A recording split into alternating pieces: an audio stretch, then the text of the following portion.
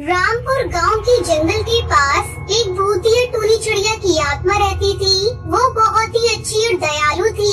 भूतिया टूनी चिड़िया की आत्मा जंगल के पास वाले खेत में सोने की जादुई मिर्च की खेती करके फसल उगाया करती थी और फसल उगने पर वो अपना रूप बदलकर शहर चली जाती और सारी सोने की मिर्च वहाँ के बाजार में बेच देती थी। एक दिन वो बाजार में सोने की मिर्च बेच रही थी, तभी वहाँ गरीब अनाथ बच्चे आकर दुकान वाले से भीख मांगने लगते हैं। सेठ जी, हमें बहुत भूख लगी है, हमने कल से कुछ नहीं खाया, दया करके हमें कुछ पैसे दे दीजिए। उस चिड़िया की बात सुनकर दुकान का सेठ गुस्से से आग बबूला हो जाता है। अरे तुम्हारा बाप मेरे पास पैसे छोड़कर गया था क्या, जो तुम लोग यहाँ मुंह उठाकर पैसे मांगने चले आए? चलो भागो यहाँ से, वरना एक एक करके तुम्हारी टांगे तोड़कर फेंकवा दूंगा।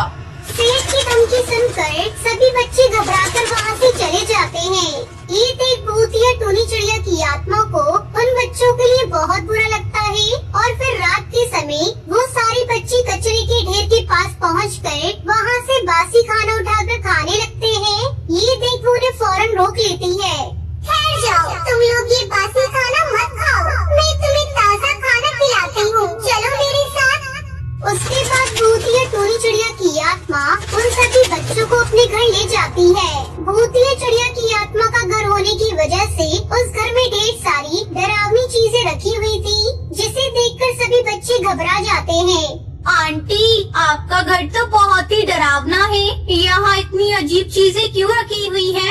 देखो बेटा, मैं तुमसे झूठ नहीं बोलना चाहती, असल में मैं भूतिया टूनी चिड़िया की आत्मा हूँ, लेकिन आज तक मैंने कभी किसी को नुकसान नहीं पहुँचाया। तुम लोगों को मुझसे घबराने की कोई जरूरत नहीं। इतना कहकर वो अपने असली रूप में आ जाती है। फिर वो उन सभी बच्चों के लिए बहुत सारा खाना तैयार करके उनके सामने परोस देती है। अपने सामने तरह तरह के पकवान देखकर सभी बच्चे खुश हो जाते हैं और खाना खाने लगते हैं। भूतिया आंटी, सच में आप बहुत अच्छी हो, आपका बनाया हुआ खाना बहुत ही स्वादिष्ट है। हम गरीब अनाथ बच्चों को इतना अच्छा खाना खिलाने के लिए आपका बहुत बहुत शुक्रिया। कल से मैं तुम सभी को रोज इसी तरह ढेर सारा खाना बनाकर खिलाया करूँगी। मेरे होते हुए तुम्हें किसी बात की चिंता करने की जरूरत नहीं है। इस तरह उन बच्चों की मदद करके भूतिया टूनी चिड़िया की आत्मा को बहुत खुशी होती है और वो उनकी देखभाल करना शुरू कर देती है। ऐसे ही काफी दिन गुजर जाते हैं, लेकिन फिर एक दिन कड़कनाथ सेठ, जो बहुत लालची और धोखेबाज था, वो भूतिया टूनी चिड़िया की आत्मा को खेती करते हुए देख लेता है। भूतिया टूनी चिड़िया की आत्मा के खेत में लगी सोने की मिर्च की फसल को देखकर कड़कनाथ सेठ के मन में लालच आ जाता है। अरे वाह, ये तो बहुत ही उपजाऊ खेत है। सोने की मिर्च की फसल मैंने आज से पहले कभी नहीं देखी। मुझे इस भूतिया चिड़िया की आत्मा को मारकर इसके खेत पर कब्जा करना होगा। अगले दिन कड़कनाथ सेठ एक तांत्रिक को लेकर भूतिया चिड़िया की आत्मा के खेत में आ जाता है। उस समय वो खेत में काम कर रही थी, तभी मौका देखकर तांत्रिक और कड़कनाथ सेठ उसके खेत में भूतिया दवाई मिला देते हैं, जिसकी वजह से वो बेहोश हो जाती है। मेरी भूतिया दवाई ने अपना असर दिखा दिया। अभी इस भूतिया चिड़िया की आत्मा को ले जाकर जला देते हैं। फिर वो दोनों से उठाकर खेत के पास में लकड़ियों के ढेर के ऊपर रख देते हैं। उसके बाद तांत्रिक उसके शरीर पर मिट्टी का तेल छिड़क देता है और आग लगा देता है। लेकिन तभी अचानक वो सारे नाग बच्चे वहाँ आ जाते हैं। अरे ये क्या, ये दोनों तो हमारी भूतिया आंटी को जलाकर मारना चाहते हैं, हमें उन्हें बचाना होगा। फिर वो सारे बच्चे दौड़कर कड़कनाथ और तांत्रिक पर हमला कर देते हैं और उनकी खूब पिटाई करते हैं। उन बच्चों से मार खाकर कड़कनाथ और तांत्रिक घबराकर वहाँ से भाग निकलते हैं। फिर बच्चे भूतिया टूनी चिड़िया की आत्मा के ऊपर पानी डालकर आग को बुझा देते हैं। तभी भूतिया टूनी चिड़िया की आत्मा को होश आ जाता है। बच्चों, तुम्हारा बहुत बहुत शुक्रिया, आज तुमने मेरी जान बचाई। अब से तुम हमेशा के लिए मेरे साथ रहोगे। अब भूतिया टूनी चिड़िया की आत्मा सोने की जादुई मिर्च की खेती करके बाजार में बेचकर उन अनाथ बच्चों की देखभाल करती थी।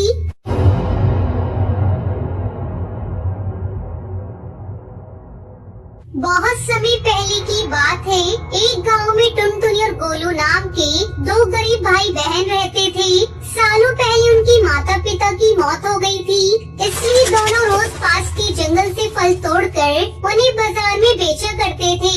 फिर एक शाम, मैंने सुना है जंगल के बीचों बीच तरह तरह के बहुत सारे फल लगते हैं। हमें वहाँ जाकर फल तोड़ने चाहिए। उन्हें बाजार में बेचने से बहुत ही मुनाफा होगा। लेकिन आज तक हम दोनों कभी जंगल के बीच वाले हिस्से में नहीं गए। वहाँ कोई खतरा भी हो सकता है। तू तो बेकार में डरता है। इतने सालों से हम दोनों जंगल में आ रहे हैं, आज तक हमें जंगली जानवर भी दिखाई नहीं दिया। ये जंगल हर तरह से सुरक्षित है, यहाँ कोई खतरा नहीं है। उसके बाद वो दोनों भाई बहन चलते हुए जंगल के बीचों बीच पहुँच जाते हैं। तभी उन्हें बड़े से पेड़ के नीचे एक चूल्हा और उसके ऊपर एक सुंदर सी कढ़ाई दिखाई देती है। इस जंगल में ये चूल्हा और कढ़ाई कहाँ से आए? ये चूल्हा तो सोने से बना हुआ है, लगता है ये पुराने जमाने का है। तभी अचानक चूल्हे में आग जलना शुरू हो जाती है और कढ़ाई में ढेर सारा सूप उबलने लगता है। अरे वाह, ऐसा चमत्कार तो मैंने आज तक नहीं देखा। इस सूप की खुशबू तो बहुत ही अच्छी है। मैं अपने आप को रोक नहीं पा रही हूँ। इतना कहकर टुनटुनी कढ़ाई में रखा चम्मच उठाकर थोड़ा सा सूप पी लेती है और अगले ही पल टुनटुनी भूतिया चिड़िया की आत्मा में बदल जाती है। ये देख गोलू घबरा जाता है।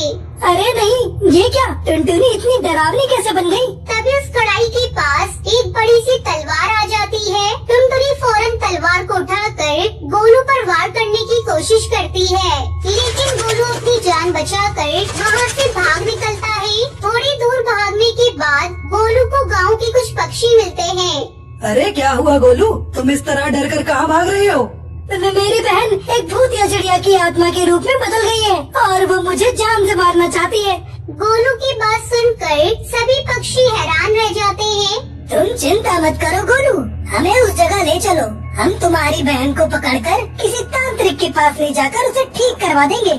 फिर गोलू सभी पक्षियों को लेकर वापस उस चूल्हे के पास पहुंच जाता है। टुनटुनी हाथ में तलवार लेकर कढ़ाई के अंदर बैठकर उसमें उबलता हुआ सूप उठाकर पी रही थी। ये नजारा देख सभी पक्षी के होश उड़ जाते हैं। तभी टुनटुनी कढ़ाई से बाहर निकलती है। गोलू और उन सभी पक्षियों के ऊपर जाल फेंककर उन्हें पकड़ लेती है। ये देख सभी पक्षी घबराकर डर जाते हैं। अरे नहीं, हम इस मुसीबत में फंस गए। ये टुनटुनी तो सच में बहुत ही खतरनाक भूतिया चिड़िया की आत्मा बन गई है। लगता है अब ये हम सभी को मार कर खा जाएगी। तभी वहाँ एक भूतिया टोनी चिड़िया की आत्मा आ जाती है। ये मेरा भूतिया चूल्हा और कढ़ाई है। इसका भूतिया सूप पीने वाले पक्षी मेरे वश में हो जाते हैं और मेरे लिए पक्षियों का शिकार करना शुरू कर देते हैं। अब मैं तुम सबको अपना भूतिया सूप पिलाकर अपने वश में कर लूंगी। इतना कहकर भूतिया टोनी चिड़िया की आत्मा कढ़ाई से भूतिया सूप निकाल कर गोलू और उन पक्षियों को पिलाने के लिए आगे बढ़ती है। लेकिन तभी अचानक वहाँ एक शेर आ जाता है। शेर को देख भूतिया टोनी चिड़िया की आत्मा घबराकर पेड़ के ऊपर चढ़ जाती है। अरे नहीं, ये दूसरे जंगल का जादुई शेर है। ये यहाँ कैसे आ गया? तभी वो शेर कढ़ाई को उठाकर दूर नदी में फेंक देता है। उसके बाद शेर पेड़ के ऊपर चढ़कर भूतिया टोनी चिड़िया की आत्मा पर अपने नुकीले नाखूनों से वार करना शुरू कर देता है। अरे नहीं, कोई मुझे बचाओ इस शेर से, ये मुझे मार डालेगा। भूतिया टोनी चिड़िया की आत्मा वहाँ से भागने की कोशिश करती है, लेकिन शेर उसे मारकर खा जाता है। उसके मरते ही टुनटुनी अपने असली